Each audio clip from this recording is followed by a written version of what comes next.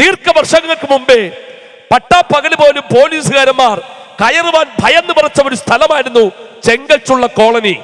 മാറിയും തിരിഞ്ഞു ഭരിച്ച ഭരണകൂടത്തിന് ചെങ്കച്ചുള്ളയുടെ അവസ്ഥകൾക്ക് മാറ്റം വരുത്തുവാൻ കഴിഞ്ഞിട്ടില്ല. പോലീസിന്റെ മൂന്നാമുറകൾക്ക് ചെങ്കച്ചുള്ളയുടെ അവസ്ഥകൾക്ക് മാറ്റം വരുത്തുവാൻ കഴിഞ്ഞിട്ടില്ല. എന്തിനു പറയാൻ, കോടതിയുടെ ഒരു നിയമത്തിന് പോലും ചെങ്കച്ചുള്ളയുടെ സ്ഥിതികൾക്ക് മാറ്റം വരുത്തുവാൻ കഴിഞ്ഞിട്ടില്ല. സന്ധ്യ സമയമാകുമ്പോൾ മദ്യത്തിന്റെ ലഹരി പിടിച്ച് കടാരകളും വാളുകളും കൂട്ടിമുട്ടുകയും ഭയാനകമായിരിക്കുന്ന ശബ്ദം മുഴങ്ങി നിന്നിരുന്ന ഒരു കാലഘട്ടം ചെങ്കച്ചുള്ള കോളനിക്കകത്തുണ്ടായിരുന്നു. എന്തിനു പറയാൻ, മാറത്തടിച്ച് നിലവിളിക്കുന്ന മാതാപിതാക്കന്മാരുടെ ചെങ്കച്ചുള്ള. ഈ ചെങ്കച്ചുള്ള നോക്കി സമൂഹമൊക്കെയും ഒരേ ശബ്ദത്തോടു കൂടി വിളിച്ചു പറഞ്ഞത് ഇങ്ങനെയാണ്: ഒരിക്കലും ചെങ്കച്ചുള്ള കോളനിയിലെ തലമുറകൾ നന്നാവത്തില്ല. പറഞ്ഞ സ്ഥാനത്ത് പാവപ്പെട്ട സുവിശേഷകന്മാർ ലഘുലേഖയും ദൈവത്തിന്റെ വചനവും തെരുക്കോണിൽ കയറിയിറങ്ങി പരസ്യമായി പ്രസ്താവിക്കാൻ വേണ്ടി തുടങ്ങിയപ്പോൾ നന്നാവത്തില്ല എന്ന് പറഞ്ഞ ചെറുപ്പക്കാരന്മാരല്ല കർത്താവായ യേശു ക്രിസ്തുവിനെ സ്വന്തം രക്ഷിതാവും പിതാവായി സ്വീകരിപ്പാനിടയായി തീർന്നു. ഒന്നുകൂടെ പറഞ്ഞു കഴിഞ്ഞാൽ, ഇന്ന് സന്ധ്യ സമയത്താണ് ചെങ്കച്ചുള്ളയുടെ തെരുവീതിയിലൂടെ നിങ്ങൾ നടക്കുന്നതെങ്കിൽ മദ്യത്തിന്റെ ലഹരി പിടിച്ച് കടാരകളും വാളുകളും കൂട്ടിമുട്ടുന്ന ശബ്ദമല്ല മുഴങ്ങുന്നത്, മാറത്തടിച്ച് നിലവിളിക്കുന്ന മാതാപിതാക്കന്മാരുടെ ശബ്ദമല്ല മുഴങ്ങുന്നത്. നേരെ മറിച്ച് ഓരോ ഭവനത്തിന്റെ അകത്തളങ്ങളിലും തമ്പേറടിച്ചും കരങ്ങൾ കൂട്ടിയടിച്ച് ദൈവത്തിനെ ആരാധിക്കുന്ന ഒരു കൂട്ടത്തെ സ്വർഗം എഴുന്നേൽപ്പിക്കുവാനിടയായി തീർന്നു. വിശ്വസിക്കുന്നവർ ആ കരങ്ങൾ അടിച്ച് ആ ദൈവത്തെ ഒന്ന് സ്തുതിച്ചാട്ടെ. ഇന്ന് രാത്രികാലം ഞാൻ ആത്മാവിൽ പ്രവചിക്കുകയാണ്, ഈ ദേശത്തിന് വേണ്ടി കരയുവാൻ, ഹല്ലേലൂയ പ്രാർത്ഥിക്കുവാൻ, ഇടിവ് നിൽക്കുവാൻ ഒരാളുണ്ടെങ്കിൽ ഈ ദേശത്തിന്റെ സ്ഥിതികൾക്ക് ദൈവം മാറ്റം വരുത്തുവാനിടയായി തീരും. വിശ്വസിക്കുന്ന രാമേ പറഞ്ഞാട്ടെ. ഹല്ലേലൂയ. ആത്മാവിന്റെ സാന്നിധ്യത്തോടെ ഇരിക്കുന്ന ഒരു കൂട്ടം തലമുറകളെ ഇന്ന് രാത്രികാലം ഇതിനകത്ത് എഴുന്നേൽപ്പിക്കുമെന്ന് പറഞ്ഞാൽ എത്ര പേർ രാമേ പറഞ്ഞ് ഈ ദൂതിന് പ്രതികരിക്കും?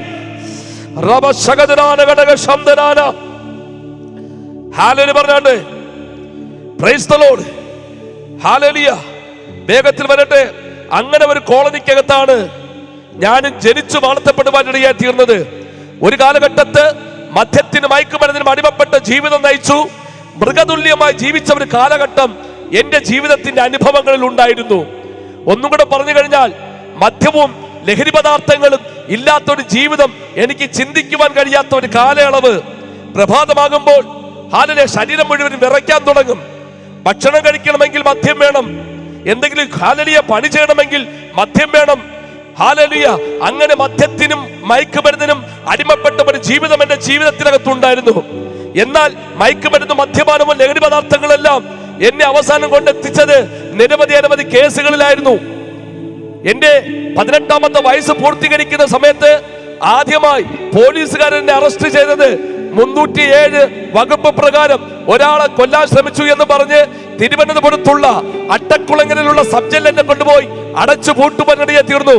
ഒരുപക്ഷെ ഹല്ലേലൂയ ഇന്ന് ആ അട്ടക്കുളങ്ങര സബ് ജയിലിനെ അറിയപ്പെടുന്നത് ഒരു സ്ത്രീയുടെ പേരാണ്. ആ സ്ത്രീയുടെ പേര് എന്താണെന്ന് ചോദിച്ചു കഴിഞ്ഞാൽ ആ സ്ത്രീയുടെ പേര് ഗ്രീഷ്മ എന്നാ. ഒരുപക്ഷെ ഗ്രീഷ്മ എന്ന് പറഞ്ഞാൽ ആർക്കും മനസ്സിലാവത്തില്ല. അതിന്റെ കൂടെ ഒരു ലേബൽ കൂടെ ചേർത്ത് കഴിഞ്ഞാൽ ചിലർക്കെങ്കിലും മനസ്സിലാവും. കഷായം ഗ്രീഷ്മ എന്ന് പറയുന്ന സ്ത്രീയുടെ പേരിലാണ് ഇന്ന് ആ ജയിൽ അറിയപ്പെടുന്നത്. എന്റെ ആദ്യത്തെ പ്രവേശനം അവിടെയായിരുന്നു. പിന്നെ വെച്ചടി കയറ്റം എന്ന് പറയുന്നത് പോലെ പോലീസ് സ്റ്റേഷൻ, കോടതി മുറികൾ, ജയിലറകളായിട്ട് എന്റെ ജീവിതം മാറി മറിയുവാൻ ഇടയായി തീർന്നു. അങ്ങനെ ഇരിക്കുന്ന സമയത്ത് 2011 മാർച്ച് മാസം 12-ാം തീയതി ചെങ്കച്ചുള്ള കേന്ദ്രീകരിച്ച് ഒരു കൊലപാതകം നടക്കുവാനിടയായി തീർന്നു. അങ്ങോട്ടും ഇങ്ങോട്ടും സംഘർഷണത്തിനിടയ്ക്ക് ഉപദ്രവം കിട്ടിയത് കൊണ്ട് ഞങ്ങൾ 6 പ്രതികളും തിരുവനന്തപുരത്തുള്ള ജനറൽ ഹോസ്പിറ്റലിൽ പോയി അഡ്മിറ്റായി. ഡോക്ടർമാർ വന്ന് പരിശോധിച്ച അനന്തരം അവര് പോകുമ്പോൾ അവിടുത്തെ വാർഡന്മാർ കാണാതെ പുറകുവശം വഴി ഇറങ്ങി അടുത്തുള്ള ഒരു മദ്യശാലയ്ക്കകത്ത് കയറി ഞാനൊരു കുപ്പി മദ്യം വാങ്ങിച്ചു. അടുത്തുള്ള തട്ടുകടക്കാർ ബീഫും ദോശയൊക്കെ വാങ്ങിച്ച് ഈ ഹോസ്പിറ്റലിന്റെ പുറകുവശം വെച്ച് കഴിച്ചു കുടിച്ചുകൊണ്ടിരിക്കുമ്പോൾ 2 പേർ മതിൽ ചാടിക്കടന്നു വന്നു എന്റെ ഷർട്ടിനെ പിടിക്കുവാനിടയായി തീർന്നു. ഉടൻ തന്നെ ഞാൻ കാണുന്ന ഒരു കാഴ്ച, ഒരു ജീപ്പ് കൊണ്ടുവന്ന് നിർത്തുന്ന ഒരു കാഴ്ചയാണ് കണ്ടത്. എനിക്ക് മനസ്സിലായി ഇത് പോലീസുകാരന്മാരാണെന്ന്. അന്ന് രാത്രി തന്നെ എന്നെ അറസ്റ്റ് ചെയ്ത് തിരുവനന്തപുരത്തുള്ള സെക്രട്ടേറിയറ്റിന്റെ അടുക്കലുള്ള കൺട്രോൾ റൂമിലേക്ക് എന്നെ കൊണ്ടുപോകുവാനിടയായി തീർന്നു. പല പ്രാവശ്യവും മദ്യത്തിന്റെ ലഹരിയിൽ പോലീസുകാരന്മാർ പിടിച്ച സമയത്തൊക്കെയും അടുത്ത പ്രഭാതത്തിൽ മാത്രമേ വിട്ടിട്ടുള്ളൂ. ഇത് മനസ്സിലാക്കി ഞാൻ എന്ത് ചെയ്തെന്നറിയാമോ? ഒരു ന്യൂസ് പേപ്പർ എടുത്ത് ഒരു സൈഡിൽ വിരിച്ച് ഞാൻ കിടന്നുറങ്ങുവാനിടയായി തീർന്നു. അടുത്തൊരു പ്രഭാതമായപ്പോൾ ഒരു കൂട്ടം പോലീസുകാരന്മാർ കയറി വന്നു. ഉറങ്ങിക്കിടക്കുന്ന എന്നെ വിളിച്ചുണർത്തി, പ്രശാന്ത് എഴുന്നേക്കാൻ പറഞ്ഞു. എന്നിട്ട് ഒരു പോലീസുകാരൻ പറഞ്ഞ വാക്ക് കേട്ട് ഞാൻ ഞെട്ടിപ്പോയി. എന്താണെന്ന് അറിയാമോ? കഴിഞ്ഞ രാത്രിയിൽ സംഘർഷണത്തിനിടയ്ക്ക് നിങ്ങൾ കുത്തിയവൻ മരിച്ചുപോയി. എന്ത് ചെയ്യണമെന്ന് എനിക്കറിയത്തില്ല. വളരെയധികം ഹൃദയത്തിനകത്ത് ഭാരവും പ്രയാസവും ഭയവും കടന്നു വരുവാൻ ഇടയായി തീർന്നു. പോലീസുകാരന്മാർ പറഞ്ഞു എന്റെ ഉടുവസ്ത്രമെല്ലാം ഊരാൻ പറഞ്ഞു. അങ്ങനെ എന്റെ ഉടുവസ്ത്രമെല്ലാം ഊരി മാറ്റി വെച്ചതിന് ശേഷം പ്രത്യേകം ഒരു സെല്ലിനകത്തേക്ക് കൊണ്ടുപോയി എന്നെ അടച്ചു പൂട്ടുവാൻ ഇടയായി തീർന്നു. എന്നിട്ട് അല്പസമയം കഴിഞ്ഞ ഉടൻ തന്നെ ഒരു ബക്കറ്റ് നിറയെ ഞാൻ വെള്ളം എടുത്തുകൊണ്ടുവന്ന് ഞാൻ കിടക്കുന്ന മുറിക്കകത്തേക്ക് ഒഴിച്ചിട്ടു. പ്രത്യേകം ഫ്രീസ് ചെയ്ത ഐസ് കട്ടകൾ ഞാൻ കിടക്കുന്ന മുറിക്കകത്ത് കൊണ്ടുവന്ന് അടിച്ചു പൊട്ടിച്ചിട്ടു. Praise the Lord. അത് കഴിഞ്ഞ ഉടൻ തന്നെ നൈറ്റ് ഡ്യൂട്ടി കഴിഞ്ഞു പോകുന്ന പോലീസുകാരന്മാരെല്ലാം ശരീരം മുഴുവനും തണുത്ത് മരവിച്ചു വരുന്ന സമയത്ത് എന്നെ മൃഗീയമായി ഉപദ്രവിക്കാൻ തുടങ്ങി. നമുക്കറിയാം, ഒരു പ്രതിയെ കിട്ടിക്കഴിഞ്ഞാൽ ഏകദേശം 24 മണിക്കൂറിനുള്ളിൽ കോടതിയിൽ ഹാജരാക്കി റിമാൻഡ് ചെയ്ത് ജയിലിലടയ്ക്കണമെന്നാണ് ഇന്ത്യൻ നിയമം എന്ന് പറയുന്നത്. പക്ഷേ 6 ദിവസം വരെയും മൃഗീയമായി അതിനകത്തിട്ട് പോലീസുകാരന്മാർ എന്നെ ഉപദ്രവിക്കുവാൻ വേണ്ടി തുടങ്ങി. 1-ാം ദിവസം കഴിഞ്ഞു പോയി, 2-ാം ദിവസം കഴിഞ്ഞു പോയി, 3-ാം ദിവസം കഴിഞ്ഞു പോയി. 5-ാം ദിവസം രാത്രിയായപ്പോൾ ഏകദേശം 12 പോലീസുകാരന്മാർ ഞാൻ കിടക്കുന്ന സെല്ലിലേക്ക് കയറി വരുവാൻ ഇടയായി തീർന്നു. എന്നിട്ട് ഹല്ലേലൂയ, തണുത്ത് മരവിച്ച ശരീരവുമായി കിടക്കുമ്പോൾ എന്നെ വിളിച്ചുണർത്തി വീണ്ടും എഴുന്നേൽപ്പിച്ചു നിർത്തി. എഴുന്നേറ്റ് നിൽക്കാൻ പോലും കഴിയാത്ത എന്നെ പിടിച്ച് തിരിച്ചു നിർത്തിയതിനു ശേഷം കഴുത്തിന്റെ ഈ ഭാഗം തുടങ്ങി പാദത്തിന്റെ അടിഭാഗം വരെയും മാരകമായിട്ടുള്ള ചൂരൽ വെച്ച് ശരീരം മുഴുവനും അടിച്ചു പൊട്ടിക്കുവാൻ ഇടയായി തീർന്നു. അത് കഴിഞ്ഞതിന് ശേഷം ഈ റേഷൻ കടയിലേക്ക് ഉപയോഗിക്കുന്ന പഞ്ചസാര അളക്കാനും ഗോതമ്പ് അളക്കാനും അരിയൊക്കെ അളക്കാൻ വേണ്ടി ഉപയോഗിക്കുന്ന 5 കിലോ ഭാരം വരുന്ന ഒരു പടിയെടുത്ത് നിലത്തൊരു തോർത്തിട്ടതിന് ശേഷം ഈ 5 കിലോ ഭാരം വരുന്ന പടിയെടുത്ത് അകത്ത് വെച്ച് ചുറ്റിക്കെട്ടി കുടിച്ചു നിർത്തി എന്റെ നട്ടലിനെ അടിച്ചു പൊട്ടിക്കുവാൻ തീർന്നു. അയ്യോ എന്നോ അമ്മയോ എന്നോ വിളിക്കാൻ കഴിയാതെ വളരെയധികം അതിനകത്ത് കഷ്ടം അനുഭവിക്കുവാൻ ഇടയായി തീർന്നു. കഴിഞ്ഞില്ല. അന്നത്തെ SI ആയിരിക്കുന്ന സന്തോഷ് കുമാർ സാറ് ഒരു പ്ലാസ്റ്റിക് ചെയർ കൊണ്ടുവന്ന് ആ സെല്ലിനകത്തേക്ക് കൊണ്ടിടുവാൻ ഇടയായി തീർന്നു. എന്നിട്ട് പറഞ്ഞു, പ്രശാന്ത് കാലിന്റെ ഭാഗം അകത്തോട്ട് കയറി കിടക്കാൻ പറഞ്ഞു. കാലിന്റെ ഭാഗം അകത്തോട്ട് കയറി കിടത്തിയതിനു ശേഷം എന്ത് ചെയ്തെന്നറിയാമോ? എന്നെ പറഞ്ഞു തിരിഞ്ഞു കിടക്കാൻ പറഞ്ഞു. എന്നെ തിരിച്ചു കിടത്തിയതിനു ശേഷം തലമുടിയെ കൂട്ടിപ്പിടിച്ച് വലിച്ചെടുത്ത് ലാടം വെച്ച ബൂട്ടിന്റെ അടിഭാഗം വെച്ച് നടുകുറുക്കിനെ ചവിട്ടി ഓടിച്ച് പഞ്ചസാരയും കലക്കി തന്നിട്ട് സന്തോഷ് കുമാർ സാറ് പ്രസാദിനോട് പറഞ്ഞത് ഇങ്ങനെയാണ്, നീ 25 വയസ്സ് പൂർത്തീകരിക്കത്തില്ല, എന്നാൽ കഴിഞ്ഞ ഡിസംബറിൽ 35ാമത്തെ വയസ്സ് പൂർത്തീകരിപ്പാൻ സ്വർഗത്തിലെ ദൈവം എനിക്ക് കൃപ ചെയ്തു. ഒന്നും കൂടെ പറഞ്ഞു കഴിഞ്ഞാൽ, ഇന്നലെ വരെ കഴിച്ച ഭക്ഷണത്തിന്റെ ക്വാളിറ്റി കൊണ്ടല്ല പ്രസാദ് നിൽക്കുന്നത്, ദൈവത്തിന്റെ കൃപയാണ്. ആമേൻ പറഞ്ഞാട്ടെ. ഹല്ലേലൂയ. ഇതിനകത്ത് ആർക്ക് പറയുവാൻ കഴിയും ഇന്നലെ വരെ കഴിച്ച മെഡിസിനോ ഇന്നലെ വരെ കഴിച്ച ഭക്ഷണത്തിന്റെ ക്വാളിറ്റി കൊണ്ടാണ് ഞാൻ നിൽക്കുന്നതെന്ന് എത്ര പേർക്ക് പറയുവാൻ കഴിയും? ആർക്കും പറയുവാൻ കഴിയത്തില്ല. കാരണം കോവിഡ്-19 എന്ന മഹാമാരി ലോകം മുഴുവനും വ്യാപരിച്ച സമയത്ത് 5 വയസ്സുള്ളവനും മരിച്ചു, 89 വയസ്സുള്ള അമ്മാമയും മരിച്ചു, ഹല്ലേലൂയ, അയൽവാസിയും മരിച്ചു, കൂടപ്പിറപ്പുകളും മരിച്ചു, നമുക്ക് ബലമുള്ളവരെന്ന് പറഞ്ഞവരും മരിച്ചു, നമ്മളെ ചേർത്ത് നിർത്തിയവരും മരിച്ചു.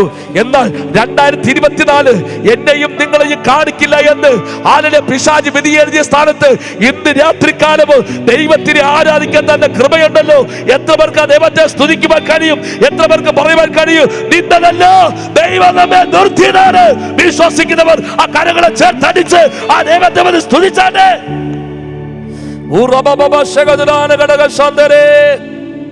நான் தேடி போகவில்லை, என்னை தேடி வந்தாரையா. நான் தேடி போகவில்லை, என்னை தேடி வந்தாரையா. எந்த இயேசுவே,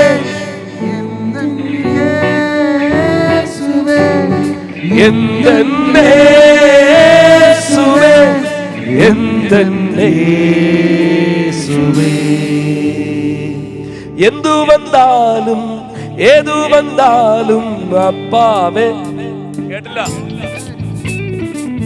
എന്തു വന്നാലും ഏതു വന്നാലും അപ്പാവേ സോദരിപ്പേ. ഹലോ, എന്തു വന്നാലും ഏതു വന്നാലും അപ്പാവേ. കേട്ടില്ല? കഷ്ടങ്ങൾ വന്നാലും നഷ്ടങ്ങൾ വന്നാലും അപ്പാവേ. ശബ്ദപ്പെടുത്തി.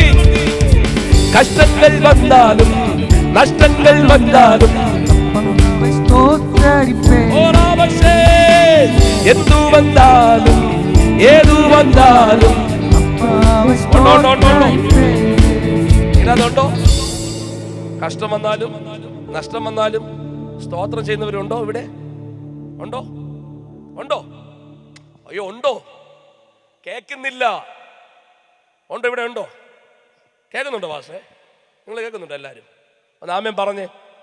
ഒരിക്കൽ കൂടി ഡി മേജർ പിടിച്ചോ. ഹല്ലേലൂയ. കഷ്ടങ്ങൾ വന്നാലും നഷ്ടങ്ങൾ വന്നാലും അപ്പാവേ. അങ്ങനെ പറയട്ടെ. കഷ്ടങ്ങൾ വന്നാലും നഷ്ടങ്ങൾ വന്നാലും അപ്പാവേ.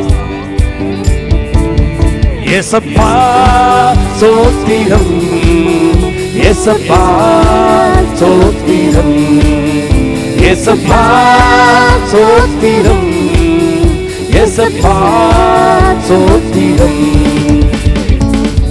ഹല്ലേലൂയ. ഒന്ന് സ്തോത്രം പറഞ്ഞാട്ടെ. നിങ്ങളുടെ ശബ്ദം പുറത്തു വരുന്നില്ല. ഹല്ലേലൂയ. പക്ഷേ ഇതിനകത്തിരിക്കുന്ന ഈ കൂട്ടം മാത്രം മതി എനിക്ക്. ഹല്ലേലൂയ. കാരണം ഇതൊക്കെ ആത്മാവിൽ നിൽക്കുന്ന ഹല്ലേലൂയ തലമുറ, ജനറേഷനാ. ഒന്ന് സ്തോത്രം പറഞ്ഞാട്ടെ. ഒന്ന് സ്തോത്രം പറഞ്ഞാട്ടെ. എന്തെന്നെ യേശുവേ, എന്തെന്നെ എന്തെന്നെ എന്തെന്നെ വഴിയൊരുക്കും അവനാഴികളിൽ വലങ്കയായി പിടിച്ചെന്നെ വഴി നടത്തും. വഴിയൊരുക്കും അവനാഴികളിൽ വലം കൈയിൽ പിടിച്ചെന്നെ വഴി നടത്തും. വാതിലുകൾ പലരും നടന്നിടും, വല്ലവൻ പുതുവഴി തുറന്നിടുമേ. വാതിലുകൾ പലരും നടന്നിടും, വല്ലവൻ പുതുവഴി തുറന്നിടുമേ. എന്തെന്നെ യേശുവേ, എന്തെന്നെ